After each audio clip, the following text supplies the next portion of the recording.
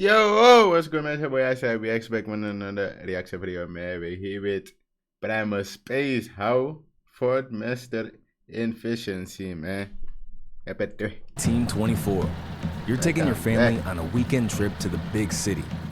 For every generation before you, this would have been a difficult train journey or a multi-day journey by horse. But not for you, because you just bought a car. Suddenly, you could travel anywhere at any time. It was the ultimate freedom, and car ownership took off around the world. But all of this was only possible because cars had just become affordable. Well, oh, this is a story time how car was created on the 80s. one car did, the Ford Model T.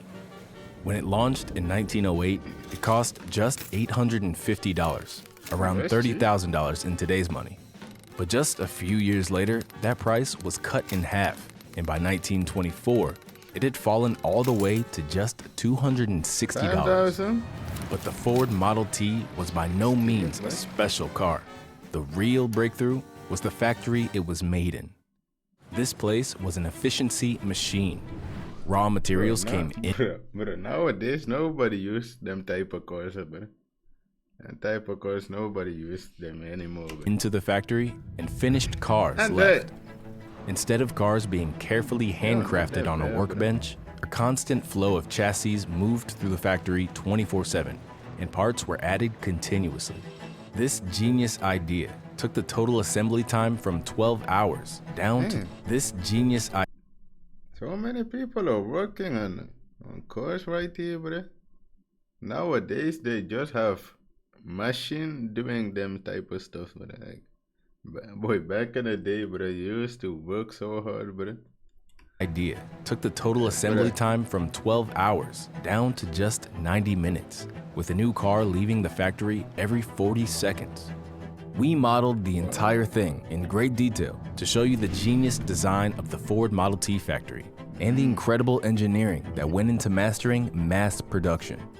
To understand just how monumental Ford's impact was, we need to look at car factories before the Model T. Normally, cars would be assembled on a stand by a team of skilled craftsmen. Almost nothing was automated, and a lot of time was spent simply walking around the factory and bringing parts to the car. Any delay in a single task meant that the other workers had to wait to do their task. Yeah, bro. And I hate that, bro. I hate when you gotta wait on someone for you to go further in work, bro. For you to work further, bro. Because sometimes the other people that you're working with are working so slow, and you gotta wait on them, bro. I hate that. The whole process was slow and expensive, and a typical car company like Cadillac could only make around 2,000 cars each year. To make cars affordable for the masses, they'd have to be produced in enormous quantities, and no one understood this more than the Ford Motor Company. Henry Ford himself often gets credit for turning his factory into an assembly line, but in reality, the idea came from one of Ford's production engineers, William Clan. At the start of 1913, he visited a meat packing factory in Chicago, which was known to be one of the most efficient factories in the country. When he was there, he was amazed by what he saw. The animals were hung from a rail on a ceiling and moved to various stations around the factory, where they were cut up, processed, and packaged, ready to be shipped out. The whole process was simplified down to the most basic tasks and spread across multiple workers. This gave William an idea. Although this process worked for taking apart an animal, perhaps it could work for putting together a car. He took the idea to Ford, and they immediately began testing it out on a relatively simple part, the flywheel magneto. Normally, a team of 30 workers would each assemble entire magnetos at individual workbenches. With this setup, around 800 magnetos could be made per day. Ford got rid of the workbenches and installed a single long steel table. The workers were arranged in specific positions, and instead of assembling a complete magneto, they were told to only perform a single task and slide the magneto onto the next person. Since each worker was just repeating the same task, it brought the total assembly time down from 20 minutes. That's gonna go faster. That's gonna be easy. To just 13 minutes. To speed up the process even more, Ford replaced the table with a conveyor belt that moved at a constant speed. This caused the slow workers to speed up and the fastest workers to slow down, balancing out the... Hey, that's a smart way to make your workers say. Oh, that's the fastest way to make the other person work faster too, though. That's smart. line and keeping everything in sync. Because now they don't have a choice. They have to work faster, or they're gonna slow the whole process. Few months, Ford went from producing 800 magnetos a day to almost 3,000. This way of working was so successful that Ford immediately began trying to use it for more complex parts. The engine, for example, took around 10 hours to produce and had to travel over 1,200 meters around the factory as it moved from one machine to another. Ford knew that arranging these machines in a more logical order would massively speed things up, but at the time, this was simply impossible. Most factories were mechanically powered, meaning a large drive shaft at the center of the factory provided turning power to the machines through a complex system of pulleys. Since each machine required a specific amount of speed and power, they had to be placed near a pulley that was geared to that specific speed. The result was that heavy machinery ended up on one side of the factory and more lightweight machines ended up on the other side. It was completely unoptimized, and workers wasted a lot of time simply moving parts around the factory from machine to machine. To get around this, Ford decided to make the entire factory electric and set up an enormous power station at the factory which produced 34 megawatts of electricity. With this, Ford could get rid of the heavy, dangerous drive shafts and simply run cables to power each machine individually. With no restrictions on where the machinery could be placed, Ford rearranged the engine assembly line, and the total travel distance was reduced from 1,200 meters to just 90.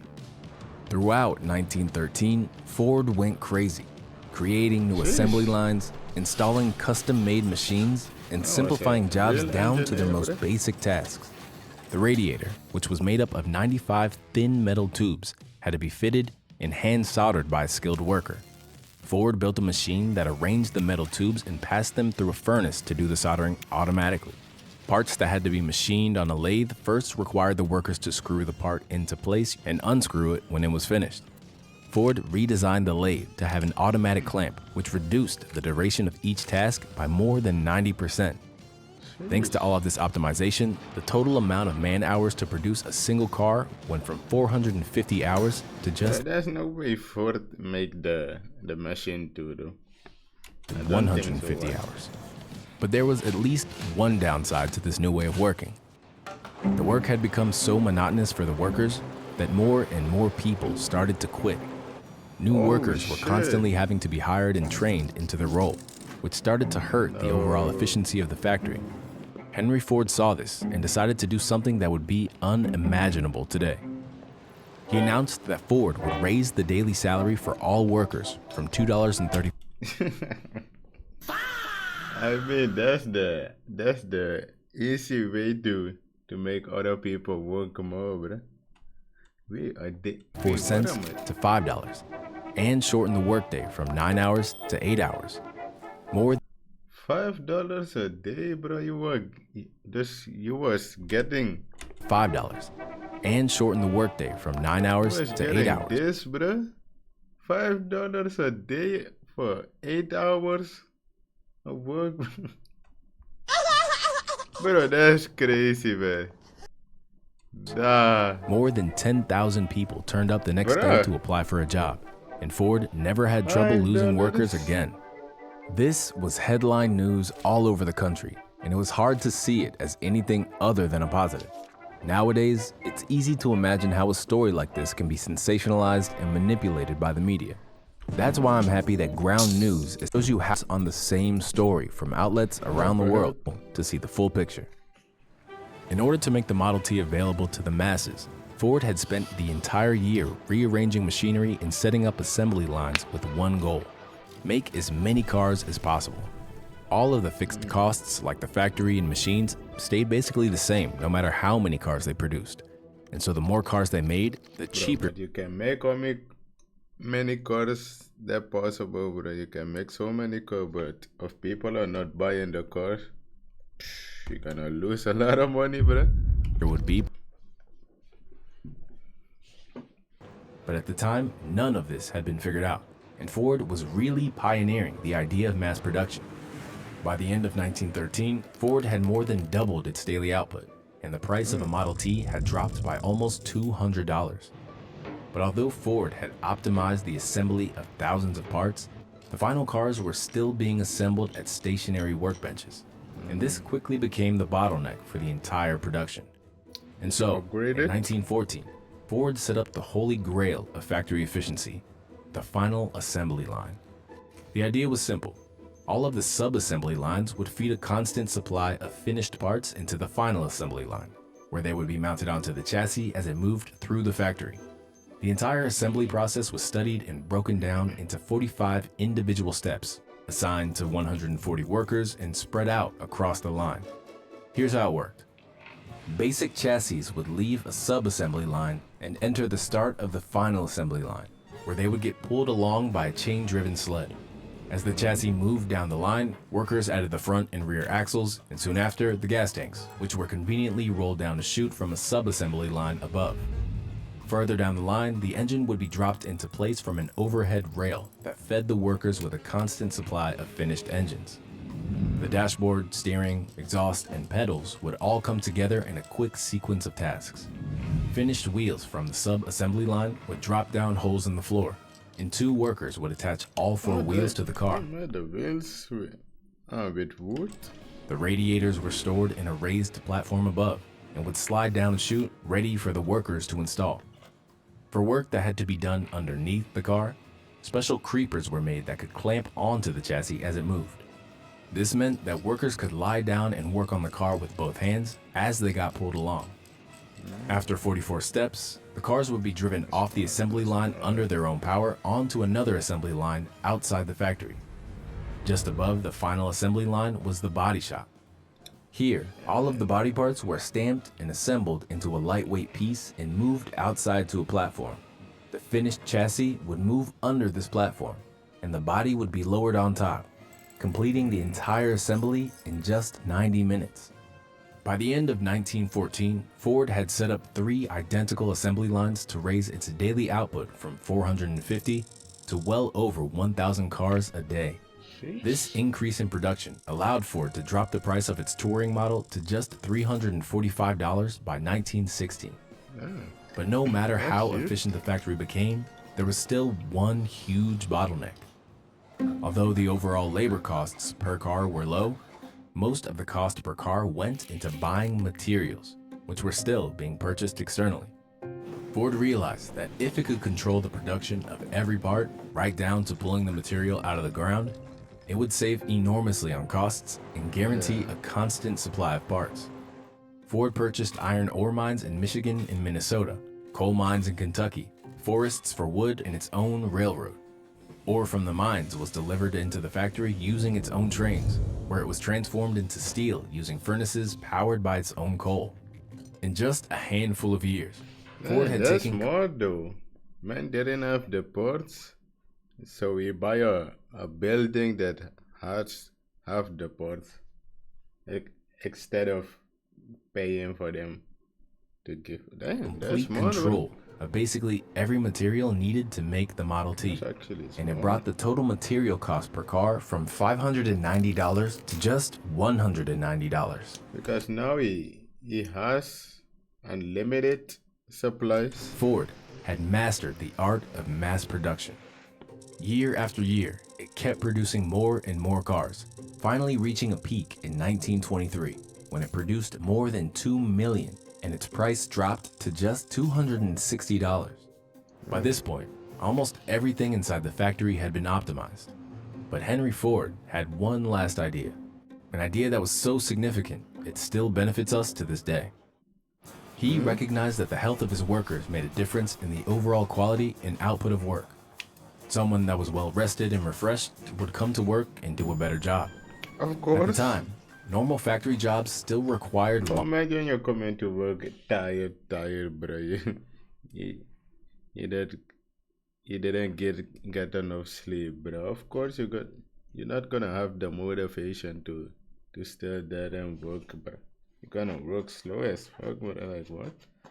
Long 10 to Of 15-hour course. shifts with only a single day off on Sundays. To give his workers more rest time and to ensure that they came to work more refreshed, he introduced the 5-day work week. Workers would now make $6 per day, but only work 40 hours a week and have 2 days off at the end. He literally invented the weekend, and it worked. What? Ford saw a noticeable increase in productivity, and after There's this, no way. almost all industries adopted this working schedule. The Ford is the man that never, the weekend, bro. Like man should have choose Friday too, bro. Friday should have been an off day, man.